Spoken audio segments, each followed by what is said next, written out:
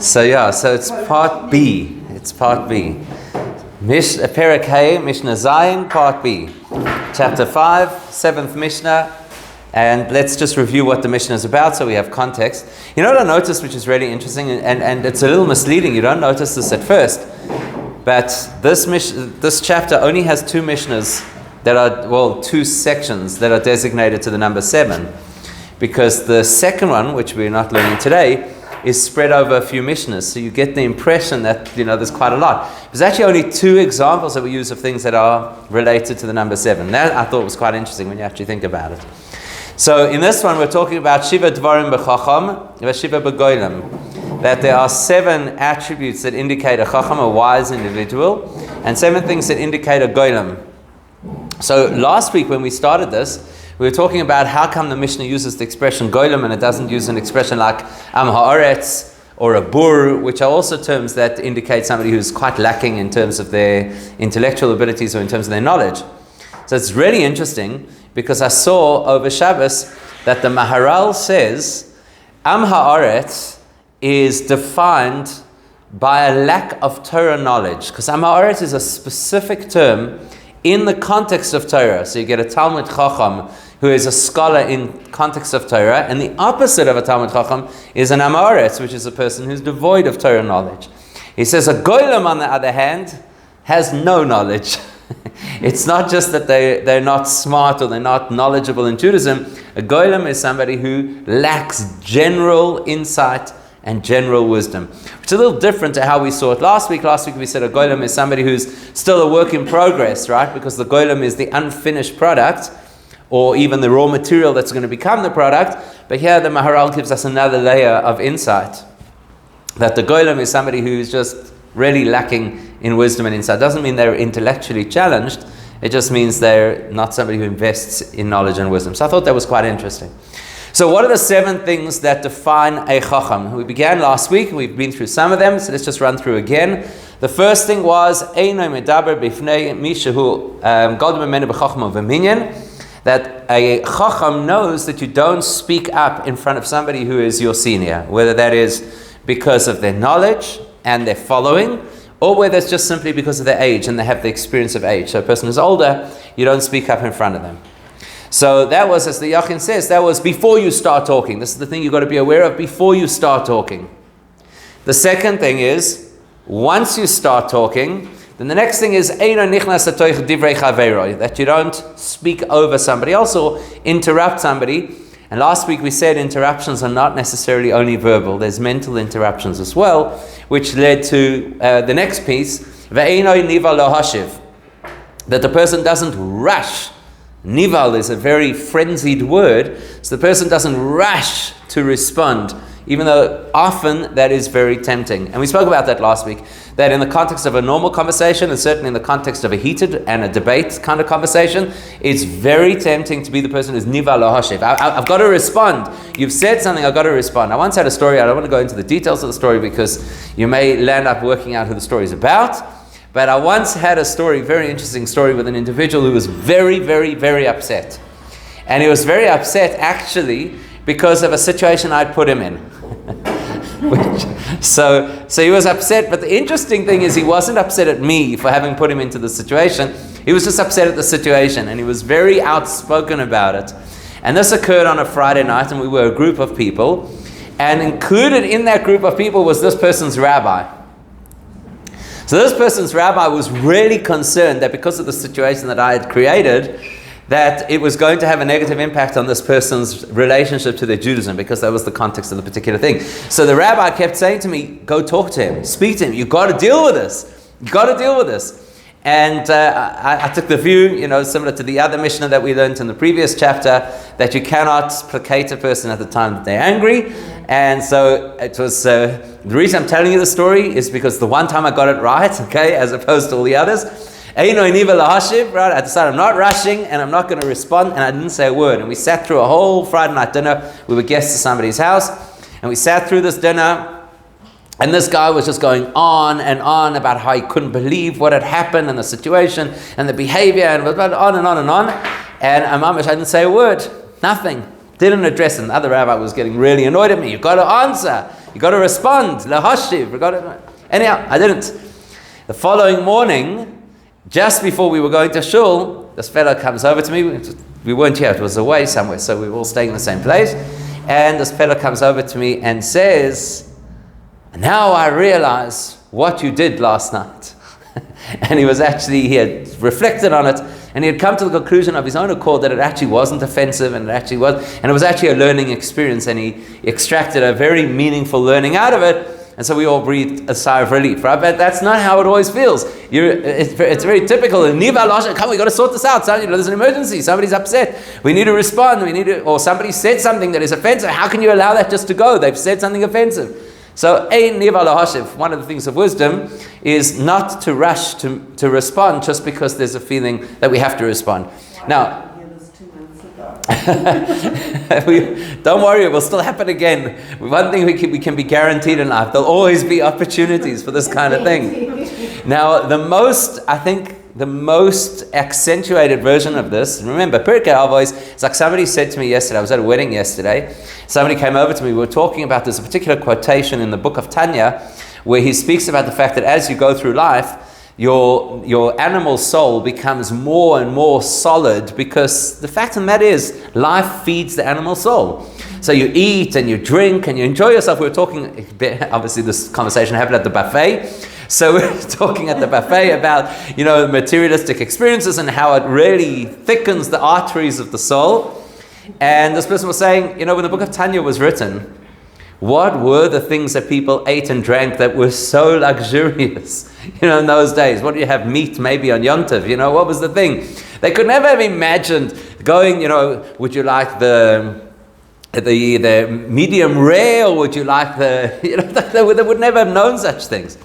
So in a similar vein, when the Mishna was written, Pirkei Avos, about Niva Lo Hashiv, let's think about it realistically. The fact that you shouldn't rush to respond to something in the context of an agricultural society where, let's be honest, how often did people actually sit down and have these deep, meaningful debates where they might just shoot their mouth off and respond, as opposed to now, where unfortunately we have the opportunity on a daily basis, multiple times a day, to be able to shoot off a response without even engaging the person personally, because we've got the distance of technology. So you could send a message on WhatsApp, or even worse is the way people interact on social media, where you don't think. And I'm talking about our own people. I'm not talking about crazy people. I'm talking about our own people.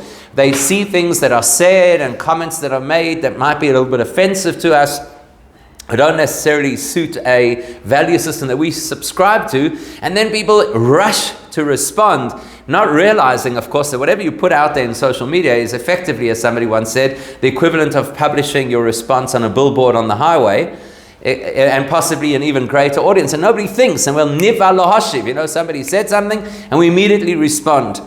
And it can cause tremendous damage. So to be a wise person and know that you consider response before you give a response is extremely valuable. It can also ruin people's reputation. It can ruin your reputation, it can ruin the other person's reputation, right? Exactly. Accusations that are not based on anything, and people exactly. comments and that kind of exactly right. And in fact, to that point, it's not exactly about, that's not necessarily only lahashiv to respond, that's also when people say something in the first place, not even as a response to an individual or to an activity, whatever, but exactly that. You can literally destroy livelihoods, you can destroy reputations, you can literally destroy a person's life just with a throwaway statement, especially in today's world where you have the platform that statement can go so public.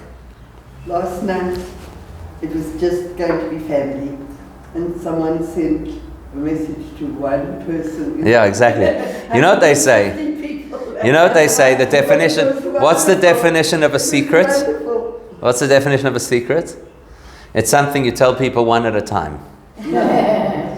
So a secret is for one pair of eyes and one pair of ears. Right, well, halavai. Okay, so that's what we got up to. Let's continue. So the next thing on the list, the next thing about the Chocham that we should know is Shoyel ke'inyen u'meishiv ka'alocha. Now this is really interesting. Shoyel ke'inyen means you ask questions that are on the topic. Shoyel ke'inyen, you ask questions that are on the topic.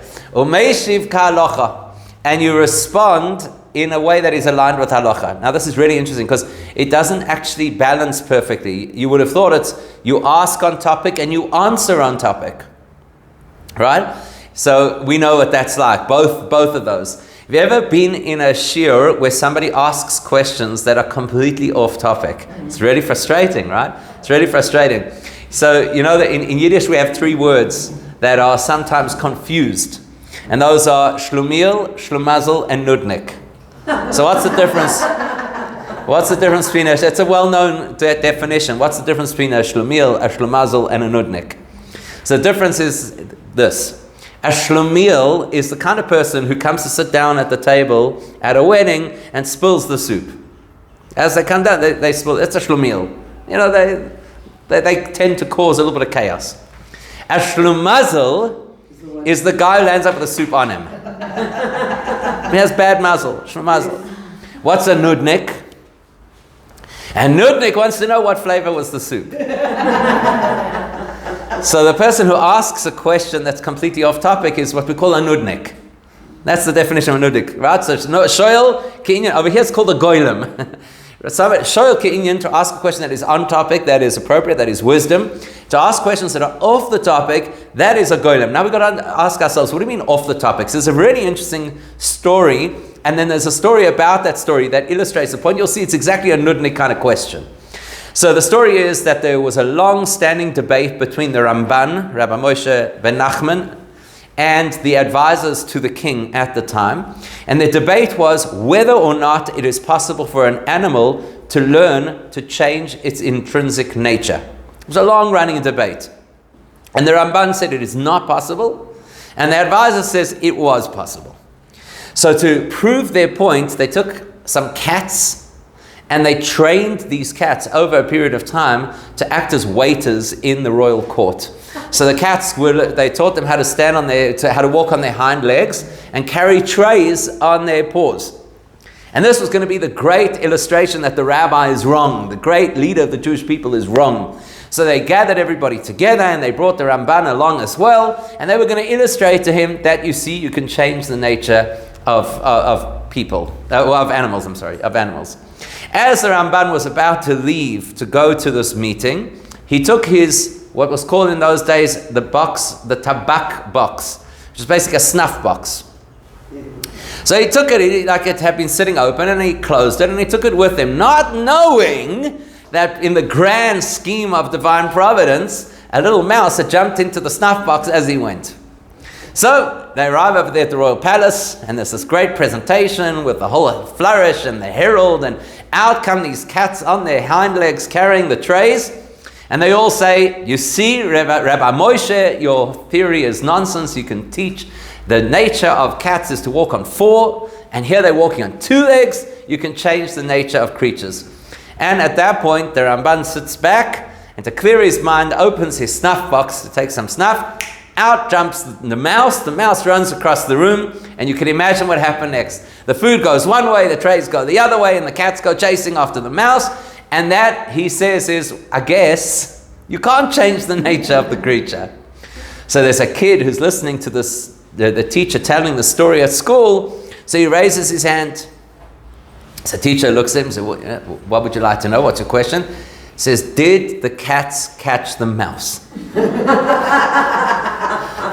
So we say that is shoyel sheloi ke'inyan. That doesn't mean that your question is off the topic. The question is on the topic, actually, because this was the topic of the story of the cats and the mouse. But shoyel ke'inyan doesn't just simply mean you ask on the topic. It means that you ask something that is relevant to the learning that this topic is supposed to illustrate. Now that's a whole different skill. And unfortunately, often what happens to us is we sit in a group and there's somebody in the group who doesn't ask questions that are separate from the topic we're learning, but they ask questions that miss the point of what the topic is about. And that's even more frustrating, because if a person is completely off topic, it's easy. You just say, that's not our topic right now, and we're going to go back to what we're talking about, and that's the end of it. But when a person asks a question that technically is on the topic, but is completely off the topic, in other words, they're completely missing the point, that is doubly frustrating. Now, we actually learned this. The Gemara talks about this, where it says that Rabbi Chia said to Rav, Remember, Rabbi Chia was the bridging generation between the Mishnah and the Gemara.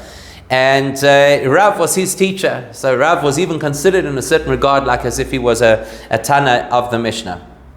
So Rav says to Rabbi Chia, he says, always make sure that you don't ask a question from a rabbi when he's dealing with one topic if your question is related to another topic. So shoyel ke'inyan, in other words, let's say for argument's sake it's that time of the year where all the shiurim are about Pesach, might happen, and somebody puts up their hand and they want to know a question that is related, just for argument's sake, to Shabbos. Now you might think Shabbos is a common topic, and surely the rabbi knows the halacha because it's related to Shabbos. So he says, no, that's not how it works. Right now his head is in Pesach. That's where his mind is. That's what he's focused on. So even though this is a rabbi who knows all kinds of things and all kinds of topics, shoyel ke'inyan, you've got to ask questions that are appropriate in the context. And in the context right now, if this is where his head is, that's where your question should be. And if you have a different question, you have to perhaps reserve it for a different time. Not necessarily for a different person, just for a different time. Not in the middle of the shiur on a different topic. So in other words, it's not just simply that you don't take the conversation off topic, but it's also to be conscious of the fact that when a person is in a particular headspace, that is where their mind will go, and they won't necessarily give the answer that you need. So shoyel ke'inyan. Shoyel ke'inyan means you ask a question that is relevant to the topic and will add value to the topic. So even though if it's technically on the topic, but it doesn't add value, that's also not ke'inyan. Now, why would a person ask a question that isn't exactly valuable to the purpose of the topic? Well, they could be a nudnik, that's one possibility. But there's another possibility as well, which unfortunately happens too, and that is the person's not asking the question because they want the teacher to answer the question. They're asking the question because they want everybody else to know how smart they are. That's another kind of question that you get. So you get the person who asks a question which in turn will illustrate their knowledge. Now that might be on the topic, but it's not ke'inyan. It's actually not suitable to the inyan. It's not suitable to the purpose of this conversation, the purpose of this teaching. And so quite a number of the Meforshim on the Mishnah say that's what it means, that you have to be shoyel ke'inyan, that your question has to be focused on getting more value for everybody out of the answer that will follow, rather than using it as a platform in order to show everybody the value that you might add. Which is quite something to keep in mind, right? But isn't that also even if it's on the topic? That's even if it's on the topic. Exactly. So I'm saying, so ke'inyan, it could be on the topic and still not ke'inyan, right? Even though it's on the topic. Now the reality is that's most likely not going to be a golem who's doing that. Right, because generally speaking, we're saying that the opposite of a chacham is a golem. So typically a person who's a golem who's this unfinished mind, or as the Maharal we've just learned says, the golem is somebody who's completely undeveloped in terms of intellect. It's unlikely that they'll ask that kind of question, and yet the Meforshim still point out that this could be ke'inyan or not ke'inyan. Is you're on topic, it's related to the subject matter, but the goal is not the inyan. Your goal in asking the question is not to extract value for the crowd, rather it's to try and create value for yourself, which is quite interesting. So shoyel ke'inyan or meishiv ka'halacha is almost like a symbiotic relationship. When people ask appropriate questions, they will receive answers that are aligned with the halacha. That's an interesting insight. So meaning, if a person, there's like a certain siyata dishmaya that has to happen in this interaction. And I'm sure you know this from experience. Sometimes you ask a Rav a question, and the answer that you get back is actually fascinating. It's really not what you expected. Either way, sometimes it's, I guess most times that it's not what we expected, it's because it was more lenient than we expected. Normally we thought that's it. Like you got to throw everything out, including the person who mixed it all up.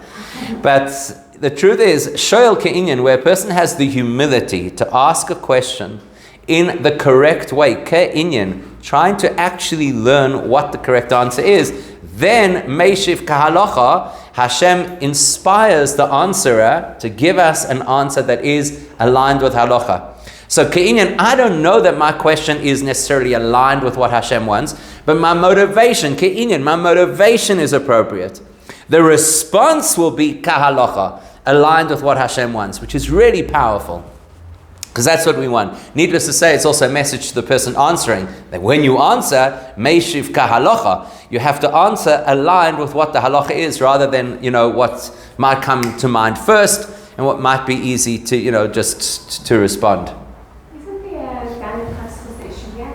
What's the issue? Because the person who's asking the question, you don't know where their mind space is. You don't know what they're thinking, what they're doing. You don't know how they're relating or they're connecting each subject to anything. Correct. Whereas the person who's teaching is making a judgment call and saying, well, this is totally off the topic or whatever it is, which I feel like it feels like there's a gynecologist issue here. Okay, good. I hear the point. So the question is that if the teacher is going to make the call whether or not the question was ke'inyan, they may misjudge the story and maybe even prejudge the person inappropriately. So remember that this Mishnah is addressing the shoyel and the meishiv. So when we address the shoyel, when we address the person asking the question, the Mishnah is telling that person that they have a responsibility to ensure that their question is ke'inyan, that it is aligned. So we're not saying over here that anybody else in the story is supposed to judge whether or not their question was ke'inyan. That part of the Mishnah is addressed to them as the questioner.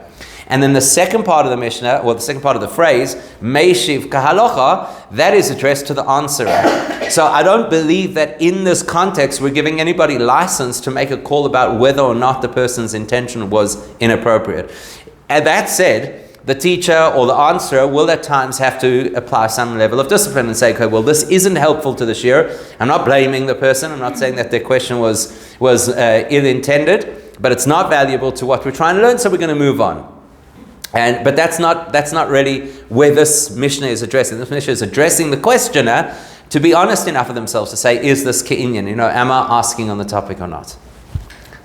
Okay? I don't know if my Hebrews are okay with that point to me, but ke'inyan, it's like to do with the inyan. Yeah, you could say. Inyan would be exactly. Okay, fair enough. So maybe that's why I'd say it's related to the topic. It could be around, but it's got to be what's relevant in context. What's relevant in context? The inyan would be literally exactly what you say. Okay, fair point. So le inyan would maybe be even a lot more precise than ke'inyan. Okay, fine, fair point. I don't know if I ever told you the story, and right now I can't recall exactly who it was, but it was one of the two individuals who were the poskim in Crown Heights in New York. So it was either Rabbi Zalman Shimon Dvorkin or it was Rabbi Mala. I'm not sure which of the two. The story goes he was once visiting somebody somewhere, I don't know where it was, so he wasn't home. And a person needed an answer to a shaila very urgently, and it was a relatively straightforward question. It wasn't some complete outlier. It was a relatively straightforward question. And this person found out that the rabbi was at this particular, let's say it was an office. So they phoned the office and said, can I please speak to the rabbi? And he happened to be there. And they asked their shaila. And he said, I'm afraid I can't answer you because I'm at this person's office. I'm not in my study. I don't have my sforim. So the individual said, yes, but this is a fairly straightforward issue in halacha. I don't think it's a highly complicated issue. Just give me an answer. So the rabbi said, I cannot answer you. I don't have my sforim. So the person said, but this is urgent. I really need an answer. So he said, in that case, phone back in 5 minutes. So puts down the phone, and the rabbi then phones his house. Says to his wife, do me a favor, go into my study. On the third bookshelf, go down to the second shelf, the fourth sefer across, take out the sefer, turn to page whatever, and read to me the second paragraph on the page. So she goes and she finds the sefer and she brings it out and she opens to the relevant page and she reads the paragraph, and he says, okay, thank you very much, and then he phones the person back and answers the shaila. So Meishiv Ka'alocha also means that there's this position of humility that a person has to come from when answering a question. Because while we might be very au fait with a particular area of Torah or a particular area of halacha, the correct way, Meishiv Ka'alocha, means that we always go back and consult. We always go back and consult. That's the correct way to do it. Because you never know, just in a moment, You could be somewhat distracted from one nuance of the story, so you go back and you actually consult, and it's in that humility that you actually get to answer kahalocha appropriately. Somewhat different, shall we say, from the Google your answer approach. Dr. Google. Right, okay. Now, one of the interesting things that the Maharal says about this Mishnah is he says that the defining factor of Chokhmah, this is really interesting, the defining factor of Chokhmah is not IQ. The defining factor of Chokhmah is to have a Seder, to have an organized approach to learning and an organized approach to how we deal with conversations, whether that be to ask a question in a conversation, whether it be to share information in a conversation, or whether it be to teach in a conversation. So Seder, order, is the most important thing. And that's why there has to be a Seder. There's a way to ask a question. It's not just free-for-all. There's a way to ask a question. Shoel ke'inyan. And there's a way to answer a question. Meishiv k'halocha. It's not just willy-nilly, whatever a person decides that that's what they want to do, that should be acceptable. And therefore, the next thing that the Mishnah teaches us is va'oimer al rishoin ve'al achroin, which we touched on already briefly last week, and that is that the person answers the first thing first, and then they answer the second thing second, or the last thing last. And really the implication of that is two things. We know that we learn this from Moshe Rabbeinu, where Hashem responds to Moshe's two questions about the Exodus in the order that Moshe posed those questions. But if you look throughout the Torah, that's not always the way that it works. Answers are not always given in chronological order, because the concept of Rishon and Acharon is not always a matter of what was first. It's a matter of knowing what to prioritize.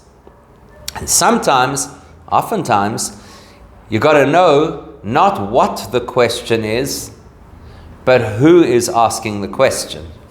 And that's why you will often find that you'll get two individuals who will approach the same Rav with the same Shaila around about the same time, and they will not get the same answer. And that's how you know that you have a good rabbi. It's that it's not just a stock standard answer for every single individual, because al Rishon, first you've got to know who the person is, what's driving that question, where they're holding, and then al Achron, then you can get to what follows afterwards, which is to address the question that's on the table at this particular time. And even if you want to really weave into this the principle that we call Achron Chaviv, that actually what comes last is actually what's most cherished, well, that's really the answer that they want, is Achron Chaviv. But I think there's another layer to this as well.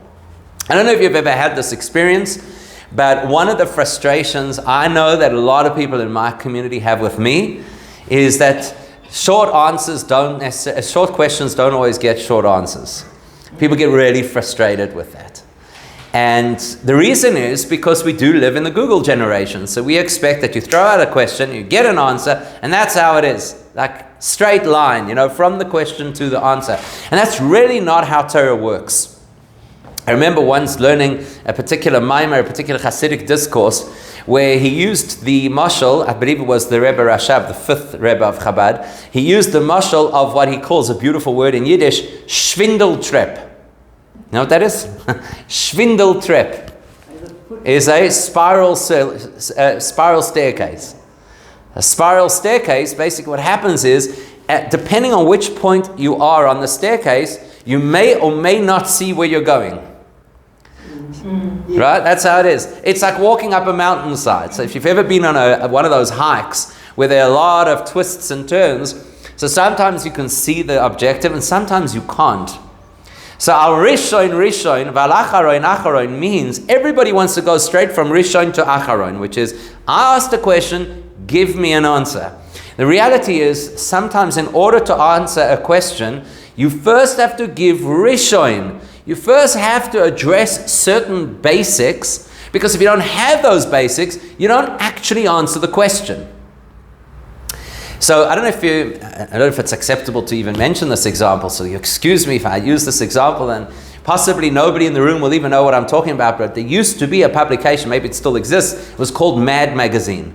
I don't know if you're familiar with this, yes? So Mad Magazine used to have a segment that was called Snappy Answers to Stupid Questions. That's what it was called, Snappy Answers to Stupid Questions. I think it was Don Martin was the artist, yes? So you can extrapolate something valuable from that. Only stupid questions can be addressed with snappy answers. Right. But if it's a good question, then it can't have a snappy answer. So al rishon. First we've got to build, sometimes we've got to build a premise, you've got to build a foundation, you've got to do certain things, and only then al achron can you get to the point where you can answer the question. So I think that's really important to know, especially when we come to questions that are related to philosophy and faith. You know, somebody asks, is this kosher or not? Fine, you could answer, it's kosher or it's treif. But when a person wants to understand, why does Judaism, as people often do, why does Judaism, is it true? So very often we're tempted, and this goes back to the Niva Lo Hashiv, very often we're tempted just to address that question, because they've raised the question, we've got to address it. But the truth of the matter is, sometimes we've got to shift a person's perspective completely. And I remember once hearing a great story of an individual who came to a rabbi and said, Rabbi, I don't believe in God. So the rabbi said, I thought it was a brilliant answer, I don't remember who it was. The rabbi said, don't worry, the God that you don't believe in, I don't believe in either. In other words, your whole premise of what God is has to be addressed. Al rishon. First, let's address the premise of what God is. First, let's address the premise of what Judaism is. You know, very often you hear people say, I don't believe that Judaism would ... right? Or I don't believe that God expects what... Okay, al rishon. Let's start at the beginning. What is Judaism? What is God? What are we here for? Then al achron, we can come to your specific question about whether or not an almighty God would believe in the slaughter of animals. We'll talk about it. But al rishon. But it's funny that the atheist would go to the rabbi. That's also the rishon. Like, look at the person asking. Exactly. Why Absolutely. the rabbi to say this. Absolutely. He doesn't say he doesn't believe in God, but it's coming to the rabbi to say he doesn't believe in God. Absolutely, exactly. To that point, by the way, there's a great story that happened here in this town. When Helen Suzman lost, I think it was her husband, if I'm not mistaken, Rabbi Chazdan, they were officially members of Grey Park. So Rabbi Chazdan walks into her house before the funeral, to meet the family. As he walks in the door, Helen Suzman says to him, Rabbi, I just want you to know I don't believe in God. That was the opening line. Like, he wasn't even through the door. And kudos to him, because his response was immediate. And he said, Helen, I don't believe in atheists. And that was the beginning of a very warm relationship between the two of them that developed over time. So that's exactly the point. Al rishon. Okay, if you're such a big atheist, why are you talking to the rabbi? Okay, let's get to the beginning of the conversation. So exactly that. The point being, not just to read things as they appear, but to read beneath what's really going on. Al rishon. First things first. What's really going on inside? And then al achron, we can get to the topic at hand. So that's incredibly wise, obviously. And remember, everything in this Mishnah is contrasted, so Golem is obviously somebody then who is incapable of looking deeper than what meets the eye, so they can't see the Rishon.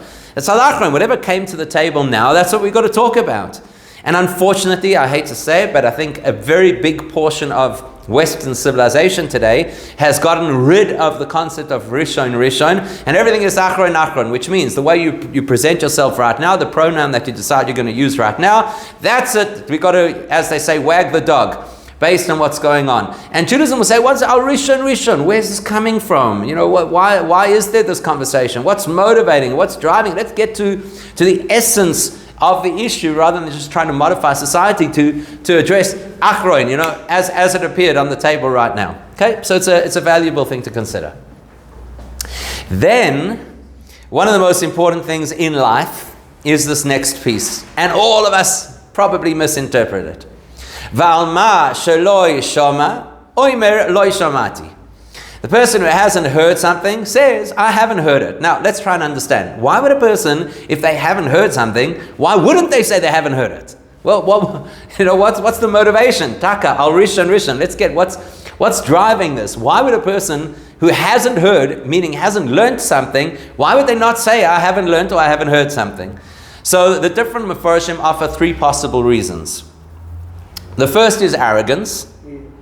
So the person does not want to acknowledge a lack of knowledge.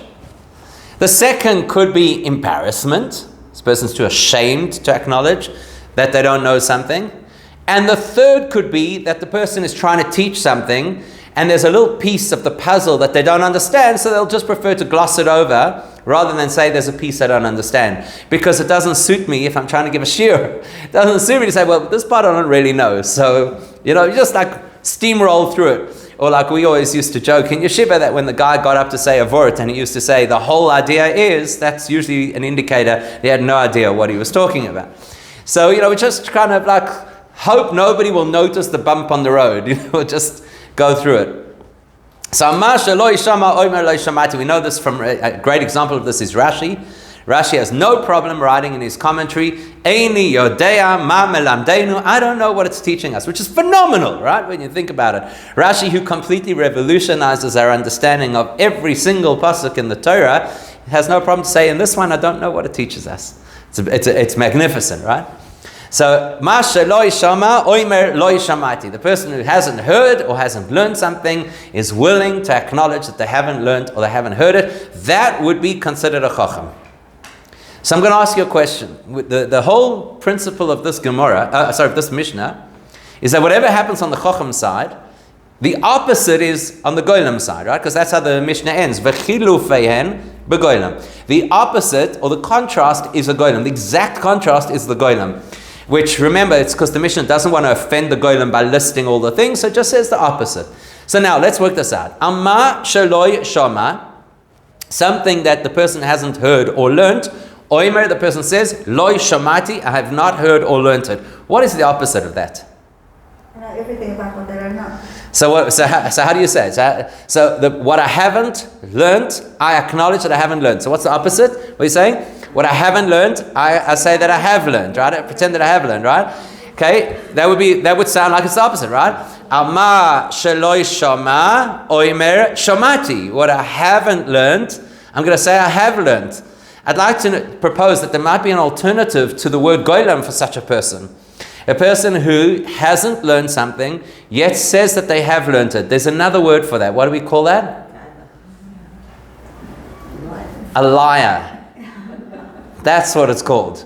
Yes? A person who says that they've learned something they have not learned is not a golem, they're a liar. Over here it's saying that he's learned something and he's publicizing that he learned it. That's really the opposite. So what are you saying? Good. So let's put it into the language of the Mishnah. So in the language of the Mishnah, what's he saying?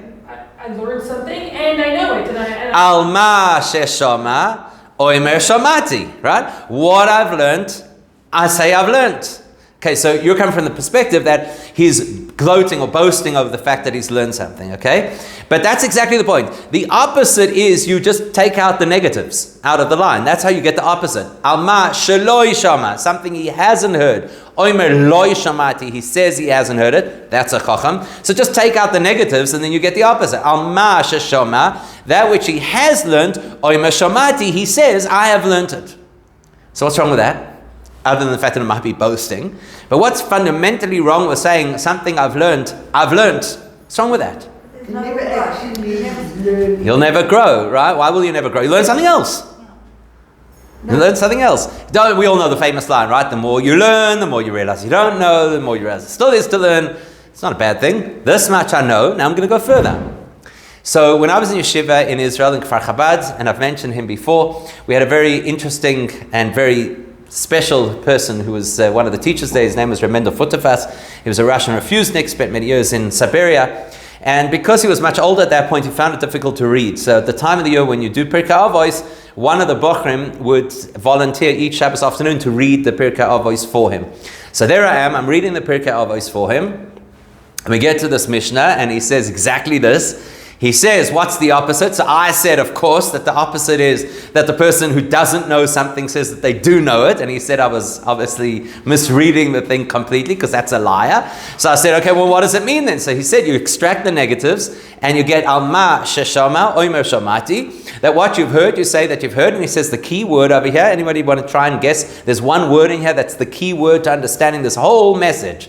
What's the word? Ma. Ma. See, because it could have said al sheloi shama. Could you say al sheloi shama? What he hasn't. What's ma? Why do we have the word ma in there? So in many places in Torah literature, the word ma is also used to imply just a little bit. So the difference between a chacham and a golem is quite radical. The chacham has learned something. Ma sheloi shama, if there's a little bit that this person feels they haven't yet mastered, oimer loy shamati, then the chacham says, I don't know the idea at all. In other words, the chacham, the wisdom is to know you can't understand something 85 or even 90%. You either understand it or you don't. That's chachma. So ma sheloi shama, if there's one little iota out of the whole conversation that he feels hasn't really absorbed, oimer lo shamati, he says, I cannot talk about this topic yet. I don't know this topic. What's a golem? Al ma sheshama. Oh, I've heard that one already. Mashab sounds vaguely familiar. You know, I had a guy who used to belong to our community. Unfortunately, he passed away during COVID. He was the most annoying person in the community. Because he used to tell me if I said a word like 16 years earlier, he'd say, and he had this incredible ability to do that. Say, you told it, and you told this joke when you told it. I'm like, do me a favor, just keep it to yourself, you know. So al-ma sheshama is the person, it doesn't do that, the person ma sheshama says, I've heard that, and we all do this, by the way. When something sounds kind of familiar, we nod our heads and we switch off our brains. Because I've heard that one already. So the golem is somebody if something sounds vaguely, ma shama, vaguely familiar, omer shamati thinks they already know the topic. So that's the extreme opposites of chacham and golem. The chacham is not willing to acknowledge knowledge until it is consolidated completely, and the golem is happy with the most superficial degree of knowledge and thinks that they're a master. The last thing on the list says the Mishnah is umoide al ha'emes, that a chacham will acknowledge truth when truth is presented to them. The example of this is Moshe. Remember, after Aaron's two sons passed away, Moshe was critical of the fact that Aaron was still performing his duties as the Kohen Gadol. And Aaron then corrected Moshe, and Moshe says clearly in the story, he says, you're right. Moide al ha'emes. He acknowledges absolute truth. And the golem, unfortunately, has a difficult time acknowledging that something is truth, because if it doesn't fit their agenda, it doesn't fit, as we call it in the 21st century, the narrative, well, then he says, I don't think it's correct. I don't think it's true. Unfortunately, on that basis, there are many golemim running around in today's world who don't want to hear truth for truth's sake, because it has to fit a particular emotional position or a particular narrative or particular whatever it might be. The Maharal says that this is the last thing mentioned because it is the pivot of the entire Mishnah. In other words, we said a chacham is somebody who lives with Seder, according to the Maharal, right? Which means that we don't just go about things in a haphazard way. Everything has a Seder. We learn in a particular way. We answer questions in a particular way. We ask questions in a particular way. We don't rush into conversations. We allow each person the opportunity to speak. We don't speak. There's a Seder of hierarchy. Who speaks in front of whom? But the reality is, in order to have a Seder, you have to have emes. You have to have truth. Because if the Seder, if the order that we construct is an order that is not based on a foundation of absolute truth, then it's actually a meaningless Seder. Because there are other areas of life that also have order to them. All kinds of things in life. You know, sports teams have to follow a certain order. The markets follow an order. I would say the traffic lights follow order, but they don't really in this place. So, just because something is orderly doesn't necessarily mean it's valuable. And therefore he says, the fact that a person consistently acknowledges truth, that is the key to making everything else work. Which tells us that chokhmah, wisdom, is not, again, it's not a factor, this is clearly the whole theme of the Mishnah. Wisdom is not a factor of intelligence. Wisdom is a factor of honesty, integrity, and dedication to the right principles. That's where wisdom comes from. So he says, it's interesting the way that the Maharal puts it. He says, if you take the two words, emes and sheker, so emes which means truth and sheker which means falsehood, he says, what is sheker? It's a bunching up of the letters towards the end of the aleph base. Shin, kuf, and reish are in the last four letters of the aleph base. Which means, sheker is where a person weights everything in a particular direction without balance. So any radical position can never be a true position. It's a fascinating thought. Any radical position can never be a true position. So you take, for example, it's unfortunately a good example, I suppose, United States politics. So it's become so extreme, so polarized, that neither side can have MS anymore. So what that means is, if a particular side proposes a particular way of thinking, whether it be very liberal or very conservative, it automatically goes to an extreme. So it like bunches up on one end of the spectrum, and that means that the other side just rejects it out of hand, and there's no capacity for exploring truth anymore. That's sheker. Not only that, he says, look at sheker, the letters are in the wrong order. Kuf comes before Reish, Reish comes before Shin, and the word is Shin Kuf Reish. That means that once you get to an extreme position, it's a chaotic reality, there's no Seder. MS, on the other hand, starts with the first letter of the Aleph base, progresses to the middle letter of the Aleph base, and concludes with the last letter of the Aleph base, which means two things. Firstly, it's orderly, because the Maharal says Seder is the sign of Chokhmah. If you have an orderly way in your life, that is a sign of Chokhmah. But not only is it Seder, it is a broad-based Seder, which looks right across a spectrum. So wisdom, or more correctly, truth, allows you to see a whole spectrum. And let's end on this point, because I think it's really important. MS, and particularly we see this in the MS of Torah, is not factional. MS is broad. So we mentioned earlier the possibility of going to a rabbi, two people going to a rabbi, asking the same shaila, and coming out with two responses. That is a sign of MS.